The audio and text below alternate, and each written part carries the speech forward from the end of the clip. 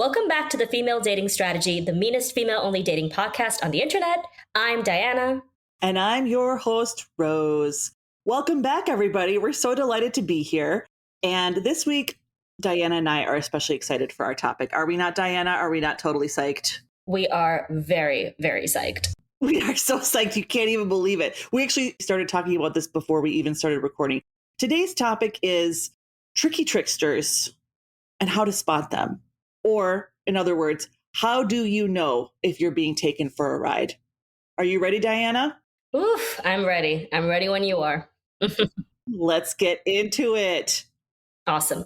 This podcast episode is just so important because I think that women, we don't even really need external factors like our families, our neighborhoods, other men and stuff telling us that we're being taken for a ride. We tend to gaslight ourselves before that even happens. So sometimes it's even hard to admit that you're in a shitty position.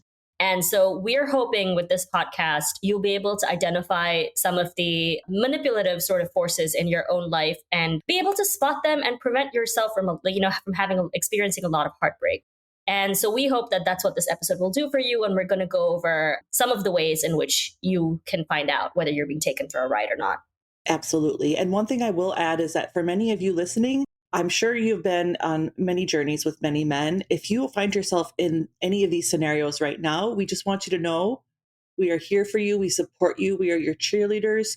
Please don't feel ashamed. Please don't feel like you can't reach out for help and for community, because it's only together that we can save more and more of our sisters from these awful scenarios that are not their fault.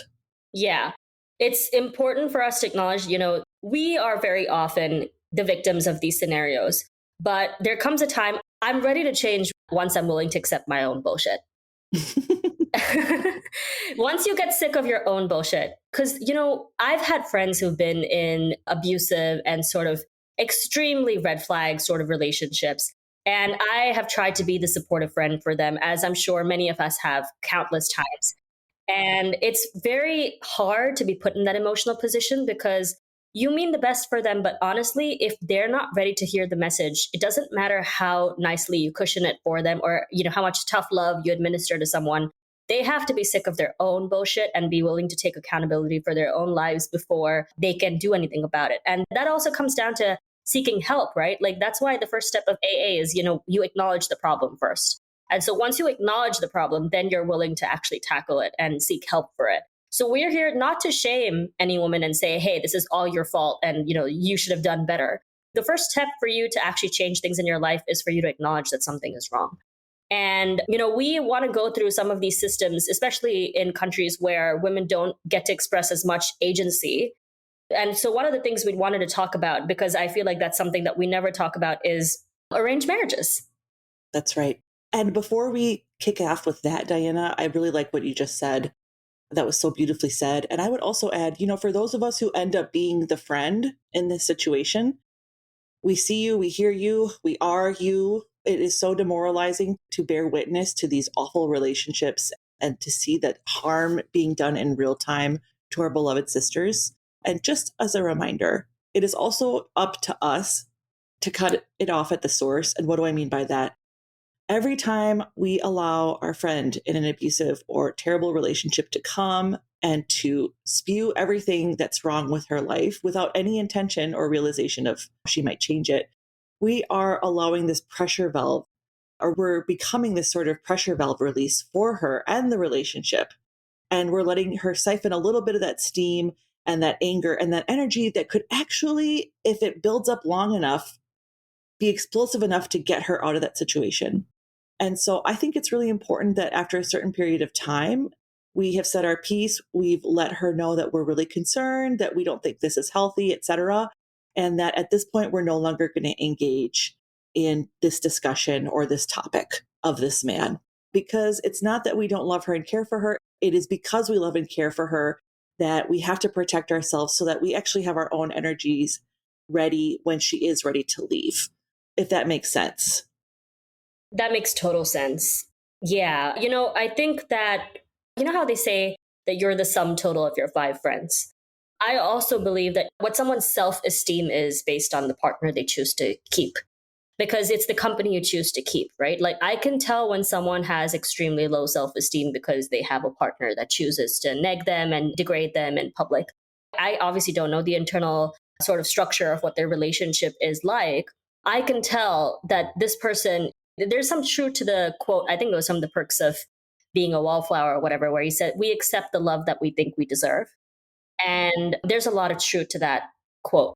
Because the truth is that once we as women acknowledge that we've kind of been set up to fail and that we've been, indoctrinated into a culture that tells us that we shouldn't aspire to have better standards, we shouldn't, dare to dream of better.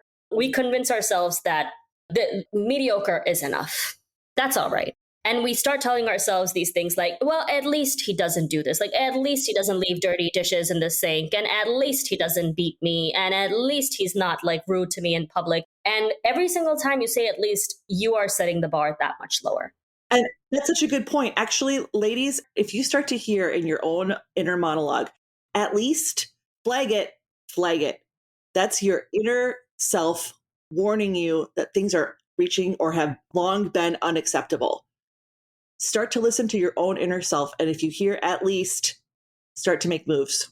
I would say at least is the first red flag, like in the how do you know you're being taken for a ride thing. The second you start making concessions for this other person and justifying and rationalizing their behavior by saying, well, at least, then you already know that you're trying to condition your mind into settling for less. Because the truth is, you would never have to say that if that person was operating the way that they should be. If they were treating you with love and respect, you would never feel the need to go to at least.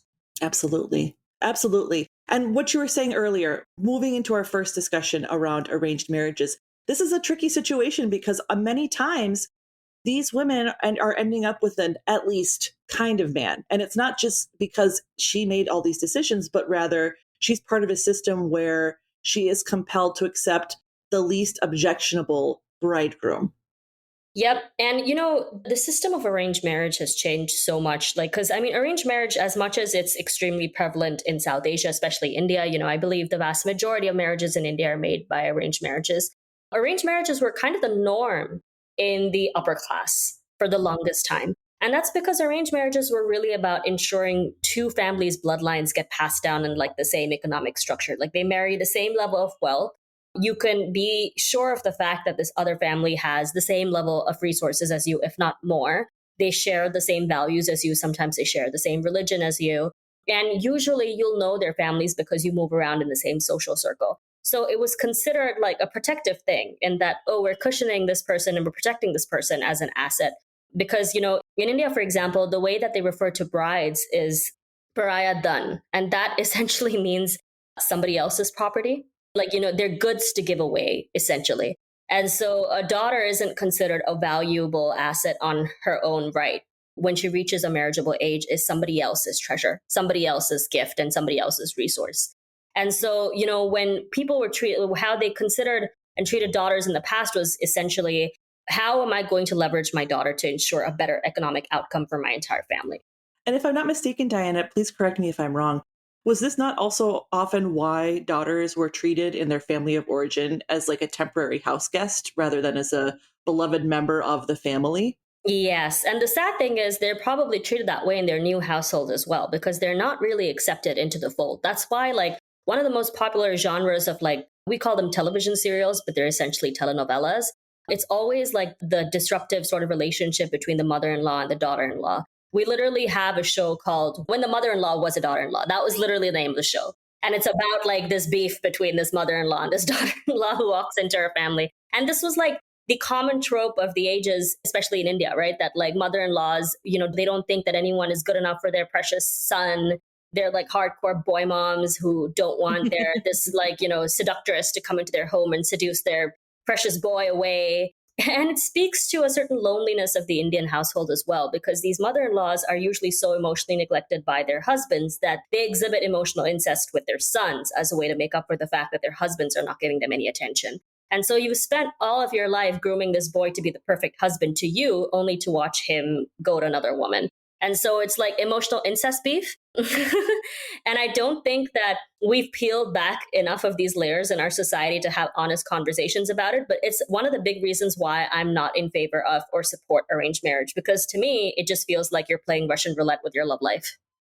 This is so tricky. Get it? Tricky. Very tricky.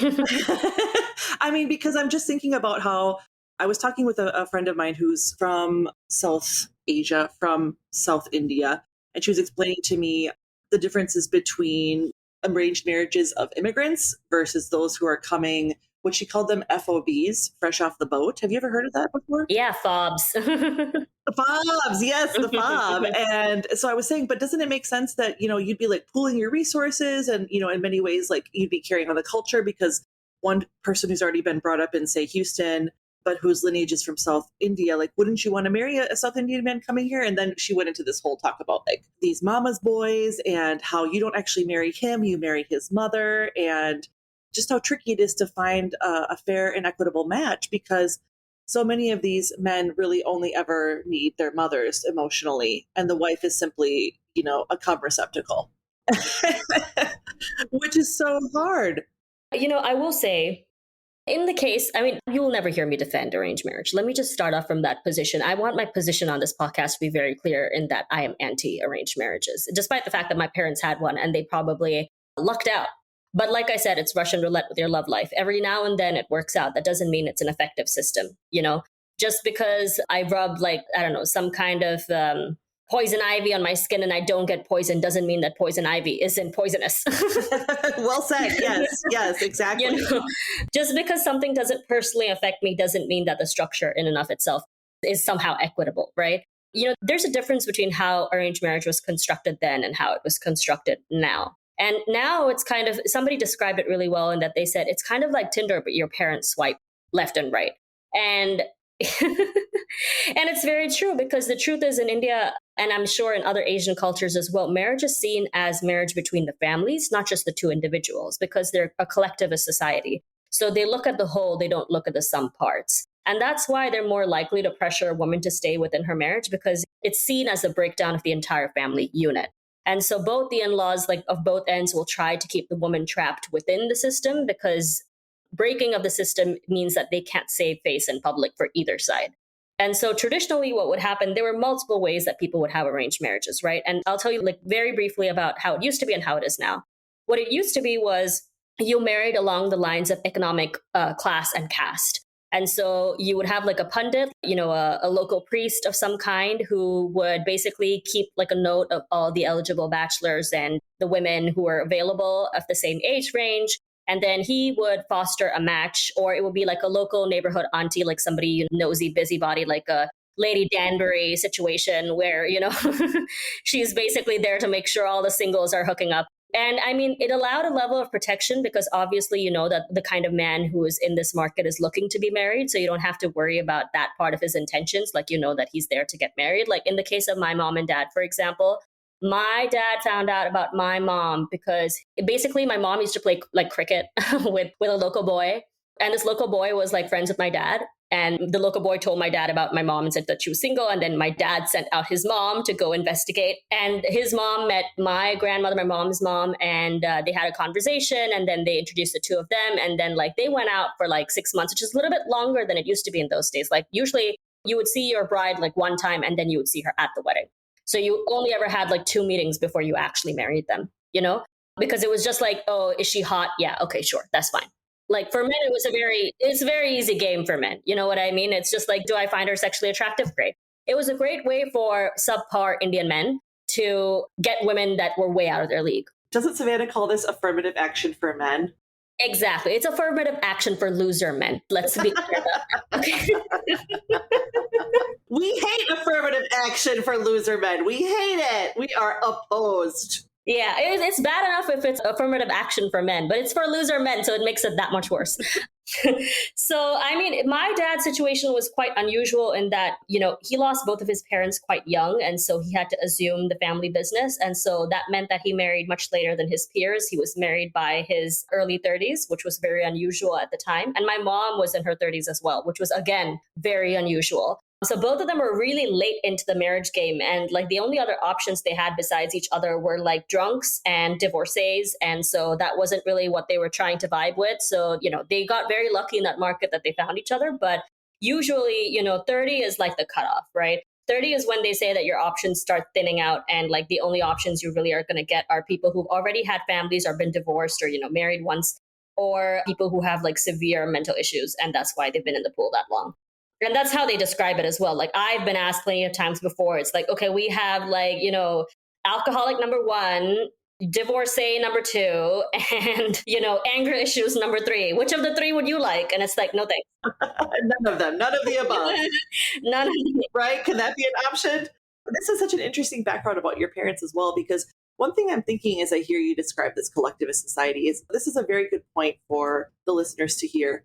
You are not simply marrying one person. You are not marrying a man. You are marrying his entire family. And that's as true in Texas as it is in Tehran. And so this is like the number one flag to understand is like, if we look just apart from the individual, the man, what is his family like? What's his relationship with his mom? Does he talk to his sisters? Are they simply there as, assistant cooks to his mom? Like, does he have a healthy relationship with his dad? What about his uncles? Does he have a grandfather? All of these are really valid questions for you to be asking, especially in the early stages of getting to know someone, because as Diana mentioned, you are the sum total of the 5 closest people around you. And for most men, especially who struggle with friendships, the 5 closest people to him are going to be his immediate family members. Yep. And that's the thing that I want to mention as well is that, part of the reason I don't support arranged marriages is because it doesn't allow a long enough vetting period. And that's a big part of it. It's very easy for people to put on a mask for the first few months if they want to leave you with a favorable impression of their family. They can put on an act. A lot of people, like my mom told me about a friend of hers who had an arranged marriage. Like my mom's family was completely against her marrying an Indian American. And like, this is the thing about like Indian American, like the diaspora Indians and like Indians from India. Okay. The key difference is that in India, we kind of all know each other because we're all in the same community. We go to the same temples, we hang out in the same areas. So even in those days, it was quite easy to vet someone's family background because word traveled. In Indian American spaces, they have like a registrar. And like there's these people, these pundits and all these people who like, they have a register in their local temple of all the eligible people. So if somebody wants to go down the arranged marriage route in that way, they kind of go through like the Auntie Seema route of like Indian matchmaking, where they get a matchmaker. And this matchmaker only deals with clients that make a certain percentage of wealth. So there are certain matchmakers that are like straight up, the first vetting category is, do you make this much in an annual income? And that those are the only level of clients that she deals with. So you got the economic aspect of it down, but you really have no other way of gauging whether this person is a good fit for you or not, based on how they treat their family and stuff. With my mom's side, they were able to vet because it was a very small town, very small community. So they were able to like, investigate into the family through all of the mutuals that they had, because you're only really marrying people that you have a significant number of mutuals with that you can vet. She's like, part of the reason her mom was completely against her marrying an Indian American is because she knew someone in her university who was like brilliant. And this woman married an Indian American guy and moved to New York only to find out that he already had a family. And she was knocked up, mind you. So she got to this foreign country as an immigrant and completely hoodwinked by this man who already had a family there. And she basically was a single mom in New York as an immigrant. Imagine, right? Like you move to the States in like your early 20s or whatever, and you find out that your husband is already married and you're an immigrant in this country, you don't know the laws, you don't know anything, and you're completely reliant on him and you have to find a job and you're a single mom, essentially. What a horror show. Oh my gosh. Exactly. And so, word of caution to Indian American people in general is 2 things. One of them is not to assume that just because someone is from the global South, that they're going to be a lot more backwards than you in terms of mentality. I mean, it's a good estimation with the men, but I wouldn't assume that of the women. Because in my experience, I found that my parents were way more liberal about what I was allowed to do compared to my cousins in Canada and the US. Like they were raised with extremely strict standards that were kind of unheard of for me in India. And I think part of it was their families felt more of a pressure of retaining the culture in a way that my family didn't. So my family was exceedingly liberal about letting me travel the world and study in all these places. And in general, I had a more holistic multicultural experience compared to my cousins who actually lived in multicultural countries, which is weird, right? Like they weren't allowed to leave their small town in Canada or whatever. Like they had to be there. They had to follow all these traditions. Like I never had to do any of that. So don't automatically assume that just because this person is from India or Pakistan or whatever, that they're necessarily going to be like this, like, fob, straight up like village monkey, It's very important to vet them as individuals. But that being said, word of caution to Indian American women, specifically or South Asian American women, or any kind of, American woman marrying a person who comes from a developing country is watch out for these 90-day fiance types because they exist. They exist. And I think that's a lot more common with the women who are marrying the men. I honestly feel no amount of guilt or any kind of remorse for the women who come from developing countries who are like, I am going to land me some kind of white boy from, I don't know, Michigan or something, and then move to America and build my life and cast this guy away. Good for you, sweetie. Do what you can to leave. Go ahead. Go on ahead. We support you. We salute you. Absolutely. Yeah. Because your social reality is not the same as the men of your country who hold absolute power in your country. It's just those guys are greedy, greedy little boys who want more. And it's not enough for them to monopolize all the resources of their own country. Now they have to go and terrorize a woman from another place. So, if you are a woman from another country, like please vet the men that come from these countries really well. I mean, in your case, it's a safer assumption to believe that they may have more outdated views on women and gender roles in general. But like really, individually vet them. But don't assume that the women are not progressive. I will say that because people have made these assumptions about me before and have been shocked that I have more radical feminist views than they do. And I'm like, well, yes, my views are a byproduct of the reality I grew up in. I had to develop these kinds of views. You may find them extreme, but I find them necessary for my survival. And the men in my life have also been extremely instrumental in me cultivating these extremely strong and high standards for myself. They themselves have been the ones who've got, in front of me when I've been in harm's way and been like, this man is pathetic. He's a loser. No. I've been lucky in that I've had men step up for me that way and say no. Especially my, the male members of my family. Not all of them. There's definitely scrotes in my family as well. But, my relationship with my dad and my uncle, for example, like they have always been like, no, many of these guys are not good enough for you. And that's why it's all their fault I'm single. Thanks, Dad. Oh my gosh. Well, and what's interesting is that on the flip side of this is we've been talking about, one of the reasons why people can think that an arranged marriage is useful is because the intentions of the man are clear. And oftentimes, like a lot of it does hinge on the man because so many of them are so squirrely, right? They're always trying to, like you said, they're greedy little boys who are always trying to extract as much benefit with the least amount of effort or even like resource sharing on their own end. And so you might be confused with our next trickster, which is the man who has or is looking for a starter wife. Yep. And I've only ever heard about people use the starter wife thing in like the tech space, like people like Jeff Bezos or Bill Gates and stuff, or Elon Musk, these men who had starter wives who were there to help. First of all, as we say in FDS, never like build a man up. Meet him at the finish line. Meet him at the finish line when he's done building. Don't ever, because men are not grateful and they do not like it when you see them in a bad position. They will hold it against you. They'll hold it against you. Their egos won't let it. So I've heard it more from the medical field, like the young doctor, and or from lawyers just starting out versus, once they become a partner, then they're looking for the upgrade. So it sounds like a lot of this comes from maybe it's just the higher paying end of careers that are looking for starter wives.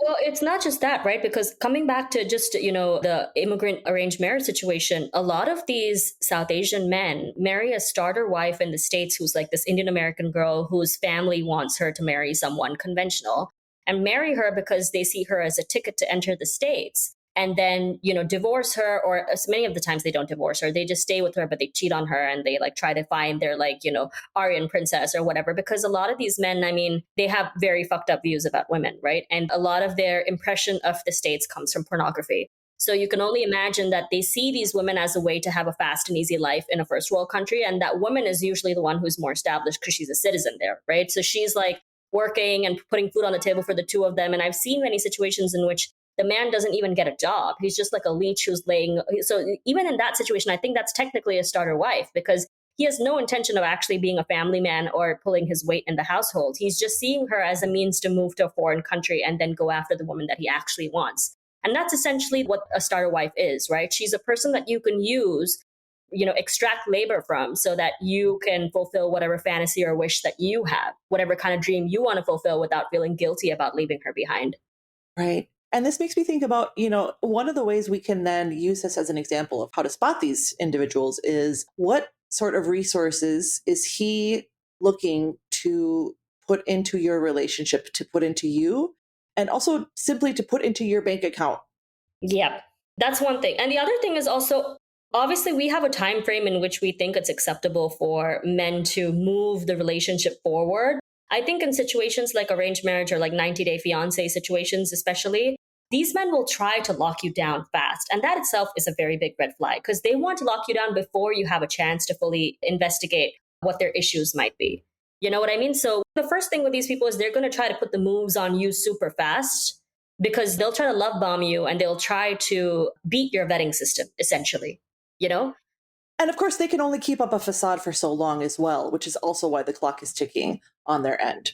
Yes. It's also like what scammers use, right? They use urgency as a tool in getting you to move along faster. Like, oh no, my father is sick and he needs this money and I have to move to the United States so that I can earn those big Tesla dollars and send it back to my poor dear father. Like they try to prey on your naivete and your innocence and your goodwill and empathy. And these guys are always the ones who have sob stories. So I'd say the first thing, so when you're assessing whether this guy is looking for a starter wife, is from the get-go, is he trying to extract emotional labor from you? Is he trying to put you in a position where you feel sorry for him? I know that we've already said before in our red flags, if you look at the old blog posts and stuff, we've said that this is a major red flag when someone tries to trauma bond with you immediately.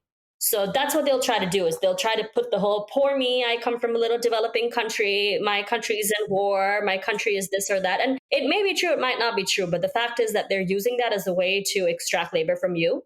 And any man who's worth his salt is first going to be trying to signal to you that he is worth investing in because he's putting money or wealth or something good into your hands. He's improving your life. That's his focus. The focus shouldn't be, hey, feel sorry for me, I'm down on my luck, come adopt me like I'm a sick puppy.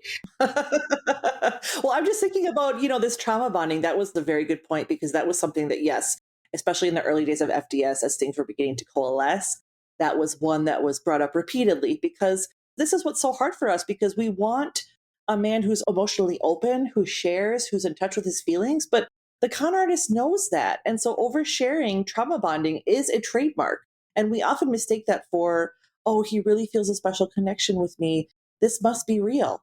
And these are all the tricks of a trickster who knows what women are looking for and who will pitch it exactly to what you want to hear. So that's when people say things are too good to be true. If everything you hear is like your dream realized, probably going to turn into a nightmare. Yep, if he's saying all of these things that just sound good, if it sounds too good to be true, it usually is. Like if you look at the situations with Melinda Gates, and I don't remember Elon Musk's first wife's name, so I can't, but I remember Melinda Gates saying that she knew her marriage was like over when he started doing these events with Jeffrey Epstein. And she was like, that was when I really began questioning whether we even really shared the same moral values, right? And the truth is that they try to get you on the basis of those moral values. Like when you're the starter wife and you're building up his life for him, he's going to convince you that he's this great visionary, this genius who just wants to help the weak and the vulnerable. And like, you're going to buy into his like Jesus fantasy and his Jesus role play because the truth is he's none of those things, right? But he knows that that's the kind of man that you are attracted to. So he's going to try to play off the fact that he's this like deep thinking person who cares about eradicating X, Y, and Z. And the truth is, it may not be far from the truth. He may actually want to do those things, but he's using your labor. And like many of these situations, like they're like, oh, but I have this big goal of helping the poor and the needy. And that's why you need to work for my company for free. I'm not going to make you partner. I'm not going to give you any kind of tangible role in the company. I'm going to make you handle all the accounts, bring in all the business, but I'm not going to have any kind of contract that's outlined that's, saying that you have any share ownership or stake in this company. So you're ending up doing all this labor for him. And then when you actually end up divorced, like you don't actually have any claim to the thing that you built with him. So again, like it comes down to, is he being equitable from the start? Yes, absolutely. From the start, is he looking to contribute to your life? And here's one way you can determine this. If you are going to get married and you feel it's been rushed, or even if you haven't feel it's been rushed, I really think more and more women need to start taking advantage of the legal system and having prenups and postnups drafted. If he is willing to have a legally binding document drawn up that guarantees you are come out better on the other end of the marriage than you came in, that I think is a green flag. But it's very rare. So Yep. Yep. And I mean, he has to, at the very least, acknowledge the labor that you're putting in and find a way to tangibly contribute, like to that, besides just saying, "Good job, sweetie." He has to actually, make you a shareholder in the company, make sure you have a stake in what you're doing. Like, there has to be some tangible value beyond just saying, "You're such a nice wife." exactly. I don't care if he is working and quote unquote, you are not working, you're not employed on the job market. If he buys a home and your name isn't on the mortgage, leave. Yep. I mean, and you have to be careful as well because I know at some point we may have to talk about her too, but what's her name? Hannah Neely, the ballerina farm girl. Oh, Hannah Nealman.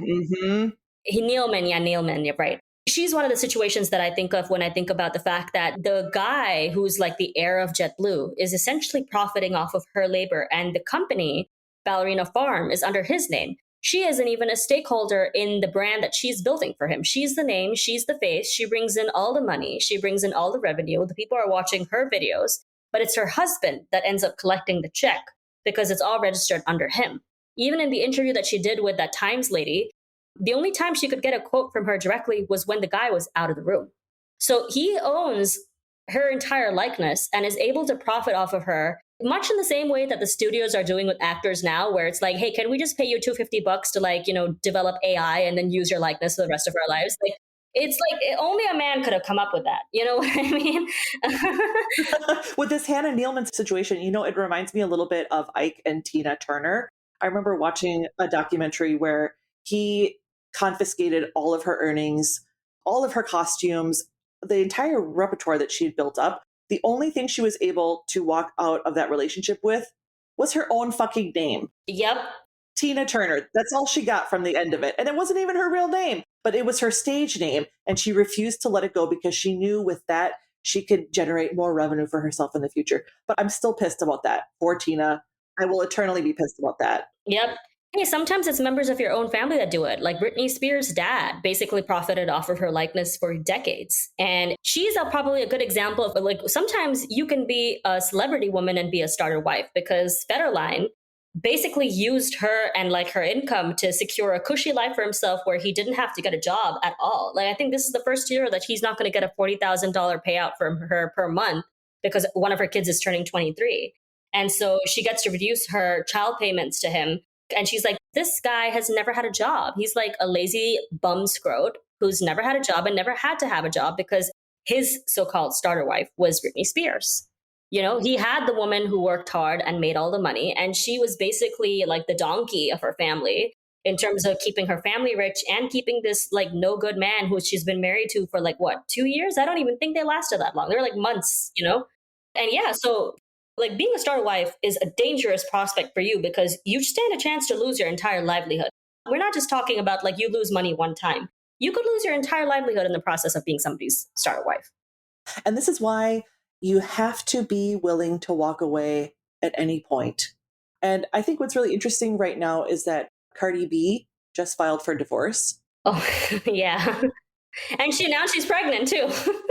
And she's pregnant. And this is my whole point. You have to be willing to be in your first trimester, in your third trimester, being overdue and still being willing to walk away. Maybe not happy about it, but this is where you really have to prize yourself above all others, actually not including your baby, because your baby will benefit from you not being attached to such a leech, because all of the resources will go to the child instead of to the man child.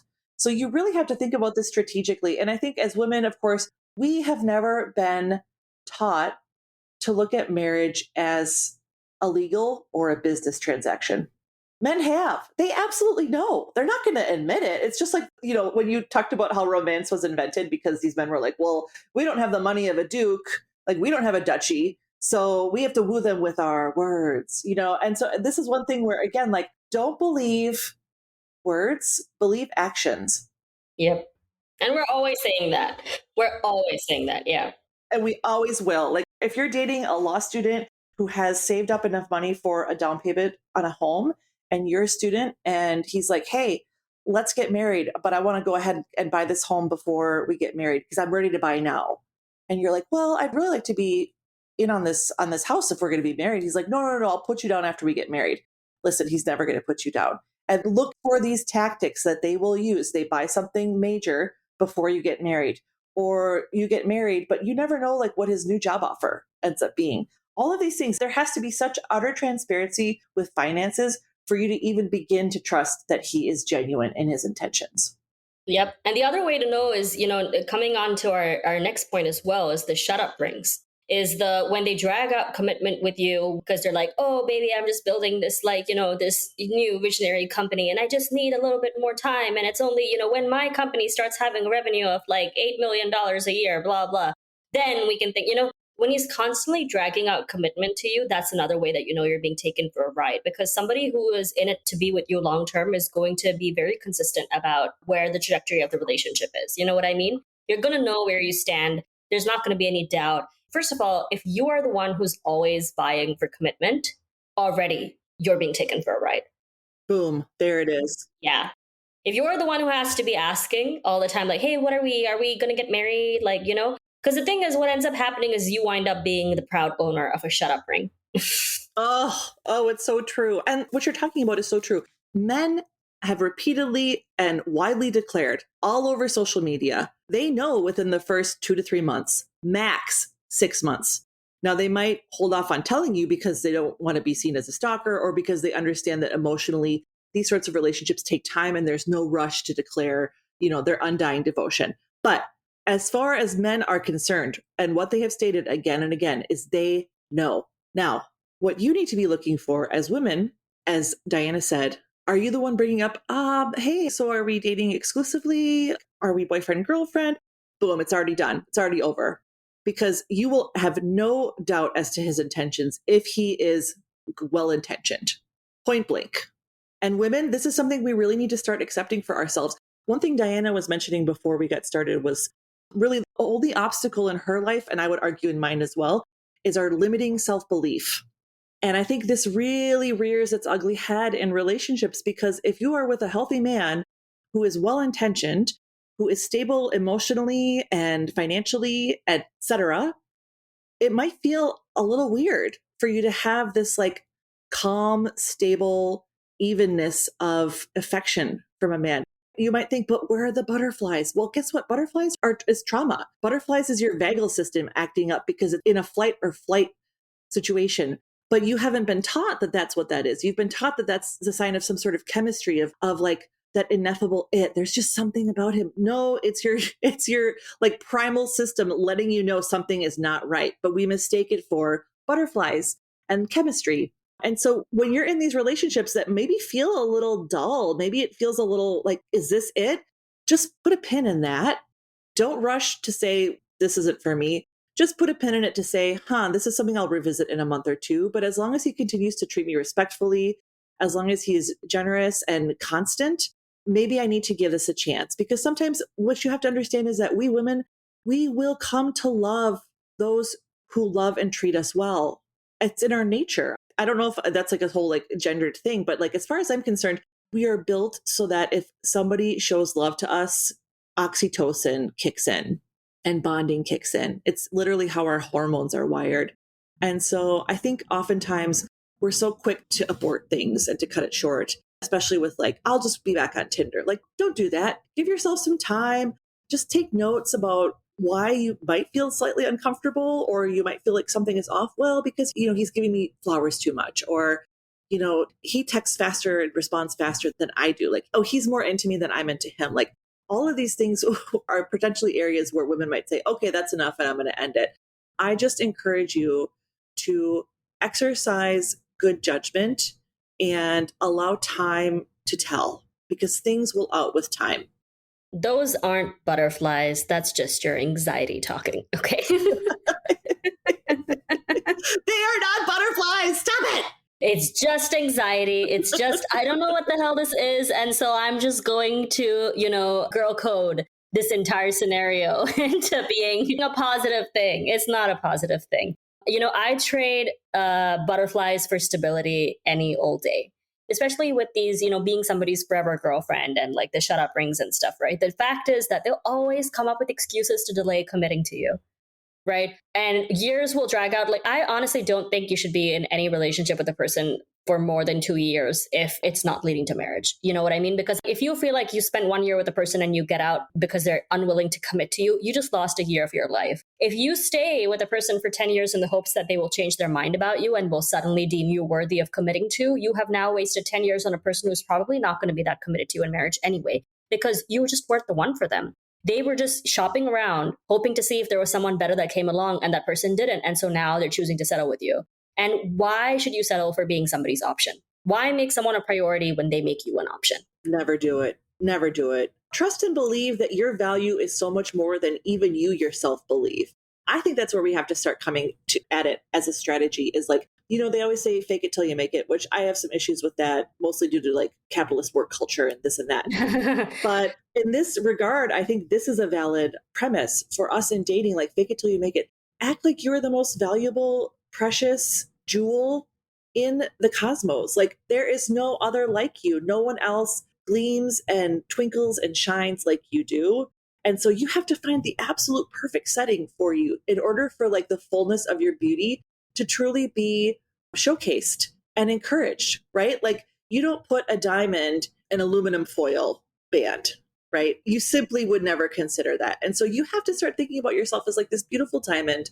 And listen, I know it sounds like, oh, women, girl power. No, what I'm saying is, as a human, you have not been taught to value yourself.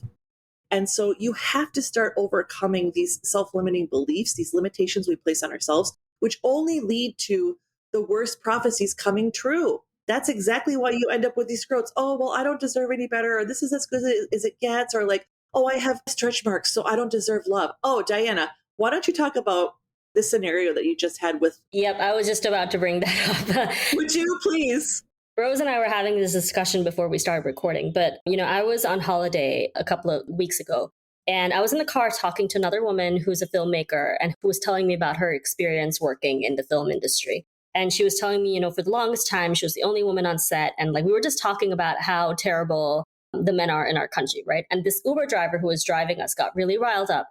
And he was like, well, you're not so perfect. And I was like, okay, let me just present to you why this is a very stupid argument. Because I have often heard women bring this up as well when they're trying to justify their men cheating on them or treating them poorly. It's like, well, I know he's got flaws, but I'm not perfect. Okay, this is why this is a stupid argument, right?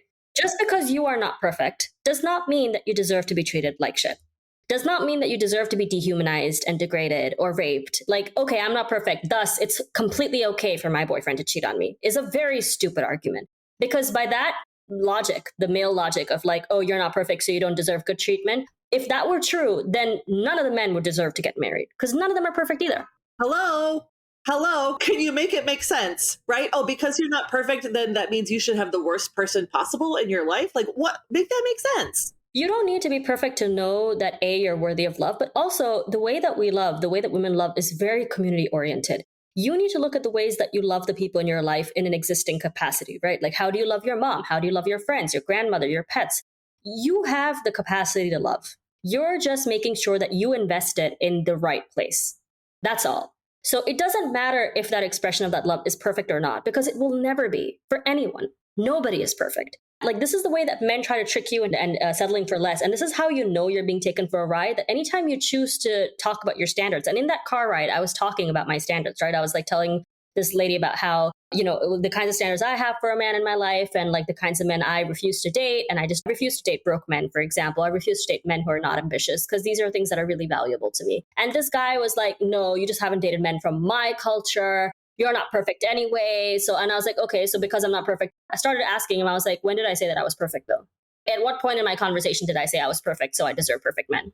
And also, you're assuming that because this man has money and has a stable job and career that he's perfect. No, just because he's got money and just because he's like a loaded guy and he's good looking and stuff, it does not make him perfect. Nobody is perfect. So if we're operating with this baseline of nobody is perfect, if you're saying that the only way that people deserve good relationships is if they're perfect, then nobody deserves a good relationship, So it was really funny because I was literally in that conversation with this woman telling her about how men don't know how to not butt their nose into conversations that don't concern them. And that's the first thing that this guy did.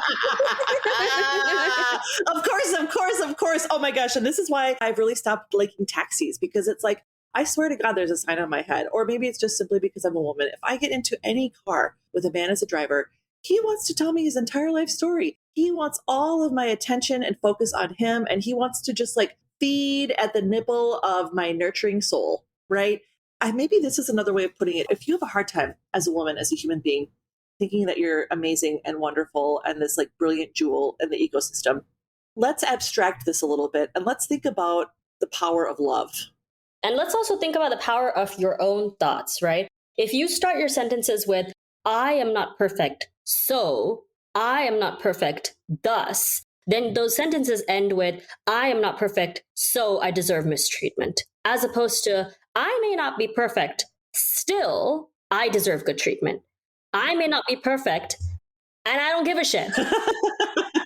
Yes. And here's the other thing. If part of the reason that this language is so deeply rooted in your psyche, part of it is because probably you were brought up in a family that made you feel this way and that made that message explicit time and time again. I don't know if I brought this up before, but I think I've mentioned that I'm from an extremely conservative family. Like my dad were still alive, he would be Trump's number one fan. And in fact, the first time I actually heard Trump speak, I had to turn the TV off because he actually sounds a lot like my dad sounded. And I was just like immediately triggered. But so one of my brothers has just swallowed hook, line, and sinker that whole premise and that whole lifestyle. And unfortunately, even though he has two wonderful boys who I have loved being an auntie to, he has a wife who I've also really come to love as my sister in law. I've simply had to cut all of them out of my life because he is so hateful. He is simply so hateful and contemptuous and dehumanizing of me that I have had to choose my own self-worth and my own happiness in this life. And that's been extremely hard because I'm somebody who is so pro-family. I mean, I'm a very loving person. In fact, it can be too much for a lot of people. I've had to learn to temper it, depending on the audience and the worthiness of those who I'm giving it to. But it's been one of the hardest decisions of my life to actually decide, you know what? After the last time where he was screaming in my face at Christmas dinner, which I had spent 2 weeks getting ready about how I was such an idiot for believing in climate change, I was like, you know what? I think it's time for me to start choosing me. And so, as Diana said, if you have this sort of grammatical structure, well, I'm not perfect, so I can't ask him to be either. Or, yes, he cheats on me, but, I really love romance novels, and so I'm cheating in my heart. Anything where you are finding ways to justify and equivocate what you feel are your feelings and draw a direct line to his, like it's somehow the equivalent, you need to stop that right now. You need to look at the relationships that you have or have had that have created those language patterns in your brain, because it's going to take a long, long time to uproot them. And even now, I'm still in therapy because I'm still dealing with this legacy of self-hate for being a woman, for daring to have been born a woman in the family I was born into, because there was no greater sin than not being a male. Yeah. I think that a lot of women around the world have been taught that they need to be valuable in order to be worthy of love, right? And so they have to be useful to the male gender. They have to be a good cook. They have to be a good wife. And we're kind of indoctrinated into that from a really early age. Like when you're a kid, if you want to keep your hair short, people will say, no, but men like it when your hair is long. And so you're always kind of aware of like the male gaze in your life, like, oh, I used to hear a lot when I was a kid. I mean, I like cooking, but I just don't like cooking for men because I just don't think they appreciate it enough, And so I just don't. And I'm very specific about that. Well, I would only cook for my husband. I cook for my friends. And I have one male friend and I cook for him and he's like, how come you cook for me though? And I was like, because you're very firmly in the friend zone. And so you should take it as that. You know what I mean? Damn, Diana, I love it. Oh, it's so ruthless. There's no hope for you. So enjoy your meal and shut up.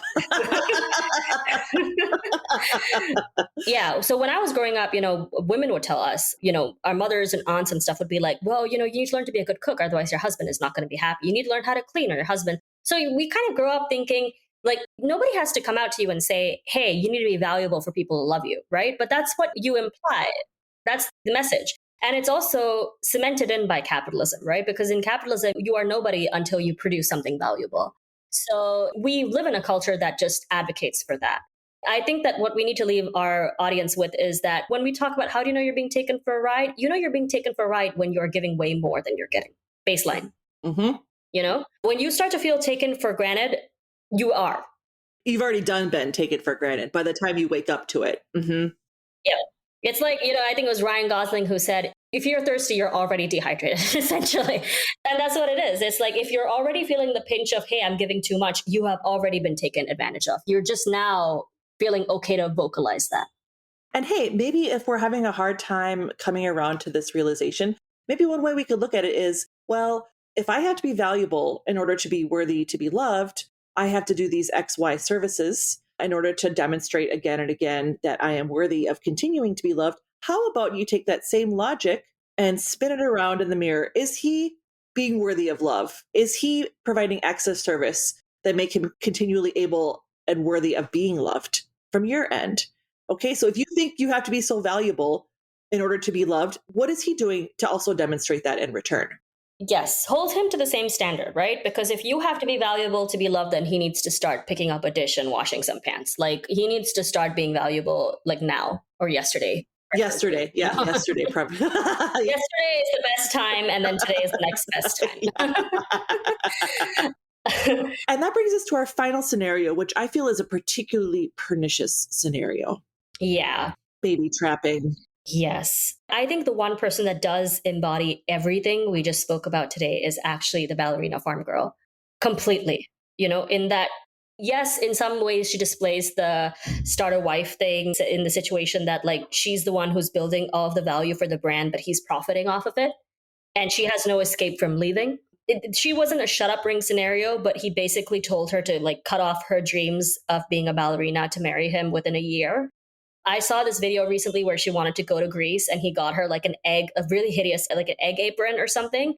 And like, this is a guy that like on his first date with her, because he's the heir of JetBlue, he like finagled his way into getting a seat right next to her on a flight. So it's not like he isn't capable of getting flights to go wherever the hell he wants and sit next to whoever he wants. You know what I mean? He's got money. This man comes from money and still feels the need to extract her labor to build his brand. And finally, like, it's harder for her to escape because one aspect of it is that he has so much control over her brand and the monetization of her brand. But because he's baby trapped her and because they're Mormon, and maybe you can speak a little bit more to this because if I'm not mistaken, as you said, you're from a conservative background, but also I don't know if you are from a hyper religious background. I don't know if that can be assumed. Hyper religious, yes, like very Catholic actually background, which I equate the Catholic Church with the Mormon Church in that they are both extremely insidious cults. Yeah. And like in her situation, she was baby trapped as well, because if I'm not mistaken, in Mormonism, like a woman's primary role is seen as being the mother figure and like, to produce children without having any kind of aid. So they're not supposed to be using condoms or any kind of birth control and stuff. And so if God wants them to have children, they just have to have children. And he also prevented her from having epidurals like during her pregnancy. So it was only in her last pregnancy, the eighth one, mind you, she did 7 without an epidural. It was only the 8th one that she got to do one because he wasn't in the room. So he really controls her body in a way that is like a Republican's wet dream, I would assume. Absolutely, 100%. Well, I mean, basically Republicans' entire agenda is based off of the most conservative tenets of any Abrahamic religion, right? Yeah. Mm-hmm. And so I think that you're right. It is the clearest cut example of trapping that we can see in today's contemporary cultural circuit. And what's interesting is I had never actually heard about her because that's just not the content I consume. I guess there has been a rise in like trad wife content because hypercapitalism is crushing everybody's dreams. And so of course it looks amazing to have somebody whipping up their own lemon meringue and like getting the eggs from the chicken coop that's, in this beautiful mountain range. But like all of this is money.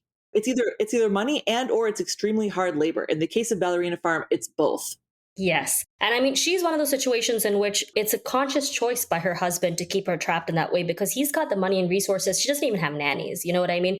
He's got the money and resources to provide her with all of that and more because he's an heir to a huge fortune and he chooses not to do it. And this is what we're talking about in terms of like, how is a man adding value to your life? Just because he's rich does not mean we don't want you to marry rich men. We want you to marry generous men. There's a difference. Correct. Absolutely. This is what I'm always preaching. Find yourself a generous man Do not worry about wealth. Wealth will come because you know what? Men are always going to benefit and advantage from having you in his life. Your creative energy, your love, your support will take him to heights he could not achieve without you. They know it. It's time for you to start understanding that as well. But with Ballerina Farm, this is a man who hates her. Okay. He hates her. She's everything he wishes he could be.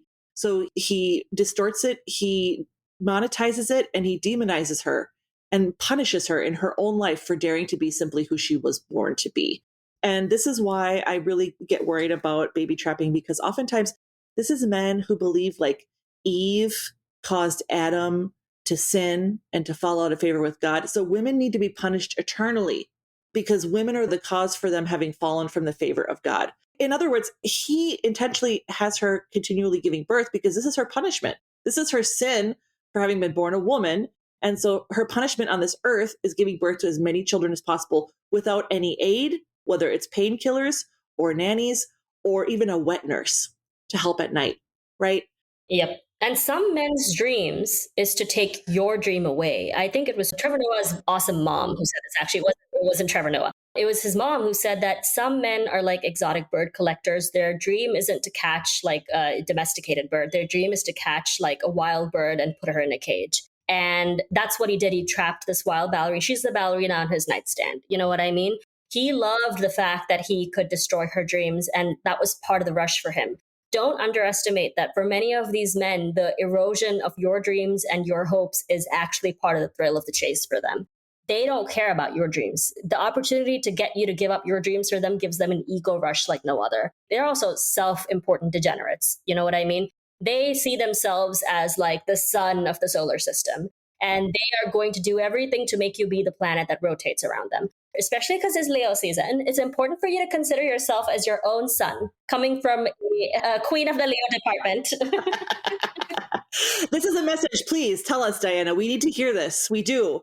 For a director from the Leo department of Queens, you are the sun in your own solar system. Let these men rotate around you, okay? Right? You're the sun and the moon and the stars.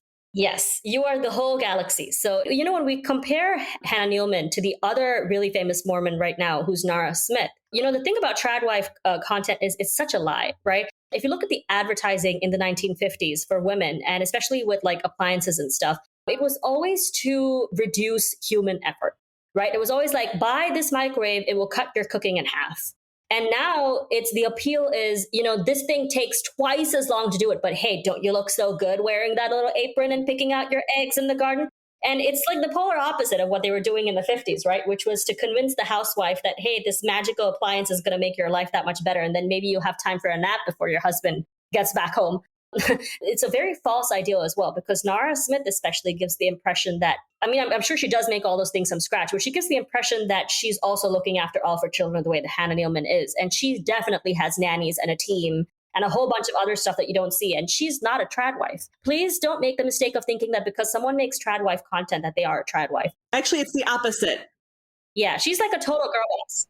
An actual tradwife would never be recording, let alone posting any of this. Yep, exactly. A true tradwife in the traditional sense of the tradwife term would be utterly mortified to have any of this filmed, let alone broadcast, let alone monetized and made into a brand under capitalism. Okay. And that's the thing, right? Like men have evolved from being like women, and men have extremely gendered roles in society. And it's a woman's job to give birth to kids and look after the house. And it's men's job to go out in the workplace and work. But now women are working as much as they are, and they're also more educated than them. And, they're buying houses at faster rates than them. And this is terrifying men. When you're starting to see all this tradwife content, it's a very conscious push by men to say, hey, we liked it better when you were in the kitchen. Okay? Because they're fearful of what your actual power is. And they should be. They have every reason to be, because it means you won't put up with their bullshit. But please don't be misguided enough to think that because you see these women like, loading in a dishwasher or whatever, like, that they are actually living this life behind the cameras. Because even in Hannah Nealman's case, she's definitely genuinely doing this stuff. She genuinely doesn't have a nanny. Like, we are watching an exploitation of a woman online being posed as entertainment, But the difference is the reason her husband allows it is because they have a lot to gain from it financially. And that's why they do it. In Nara Smith's case, she is a model. She has her own job. She makes money. She makes legitimate money. So it's not like she's just this trad wife and all she does is make what's her husband's name? Lucky Blue or something like that. She's got a strange ass name. But anyway, he's got a strange name. It like don't assume that like she's just, spending her days listening to Taylor Swift and making, gumball drops for her husband. That is not reality. And that's the thing. It's like we've never before been faced with such an avalanche of reality shows. And I think our brains haven't caught up with the fact that like this is still fake. This is still crafted and curated and produced and edited. This is not real life. And so I beg of you, please try to avoid having babies with men who would not allow you to live in the fullness of your life and the realness of being a human being and the beauty of being imperfect, but of being a perfectly loving person, because that is the most valuable thing. That's the most valuable commodity in the world. And no machine or industry will ever be capable of copying it or of constructing it. That only you can do that. AI can't do what we do. And even in terms of the baby trapping, like, please exercise common sense. Like in our first podcast, we said, make common sense common again. And when you know that your own life is that busy, you don't have children, you don't have a boyfriend, it's that hard, right? Right now, we're in the trenches of late stage capitalism. Everybody is working to the bone to just put a roof over their heads. If this is the worst that it's going to be for you, like, don't add a low effort man and a child to the equation. Because you see these women with 8 children and stuff, like they usually have help. Maybe not Hannah Nealman, but the rest of them usually have help. These videos that you see online of carefully constructed, extremely beautiful white women cooking in aprons and stuff is just that. It's just an image. It's not reality. The reality is that those people have people helping them, and they may have more financial resources than you do to leave. But the thing is, they are falsely perpetuating an ideal that actually sets women up for failure, because the average woman who has 8 children has no capacity to leave. And if she has no career trajectory, if she's never worked, she has no resources to leave either. So don't put yourself into a position where you are trapped, because these women are lying to you, and you need to exercise common sense. If you know that your existing life is challenging enough, then you need to make sure that if one of your goals is to have children, that you do it with a person who is more than capable of reaching up and fulfilling the tasks expected of him as a father, of which there are many. That's right. As a father and a husband, because you are never more vulnerable than when you're pregnant and postpartum. And that's another time when con artists will often unmask and descend into their true degenerate selves. And so before that even happens, avoid it at all costs, even if it results in heartbreak because you have to abort a baby. Maybe you're pro-life and you think abortion is wrong. I understand those feelings. But what's especially wrong is bringing a child, an innocent, vulnerable, helpless human being into a situation where they are simply being used as a tool and a cudgel to keep you imprisoned. Yep. And your child is going to grow up internalizing that as well. I don't think we often see how our actions impact our children. I spend my time sometimes babysitting some of my neighbors' kids. And I try to make sure that as much as possible, I set up a good model for them to follow, because I know that not all of them will want to follow in their parents' footsteps. And so if they remember 30 years from now, that cool single aunt that lived in the apartment next door, that lived her own life, that lived by her values, that she was a fun aunt that they could have fun with, and they know that that's an option for them as well, I have done my job by my actions. And in the same way, the mother that ends up standing up for herself and says, hey, I'm being mistreated by dad, and I don't want to stay in this relationship because I don't want to give my children the wrong impression of what love is and what family is. You're doing so much for your children by walking out. Please don't feel like you can't walk out. You're literally healing generational trauma. You are disrupting the legacy of sadness and desolation that so many women before us have had to swallow. And I think that's the most powerful thing that we can do. No is a full sentence. I think a lot of women would do well to remember that the most powerful thing you can say when you're being mistreated is just no. Point blank, period. And with that, Diana, we have reached the end of our scenarios to discuss the tricky tricksters and how to spot them. More importantly, how to avoid them like the plague. And most important of all, how to value yourself as a full and individual autonomous human being. You are worthy. You are worthy. And as always, all of the podcasts we're having are ongoing discussions. If there are certain things you feel like we missed out on or that you want us to address and talk about as well, we're more than happy to listen to you. We want this to be an ongoing dialogue with our audience. So feel free to, reach out to us and give us notes as always. And with that, we will end with Rose's inimitable phrase, Scroats, Die mad. die mad.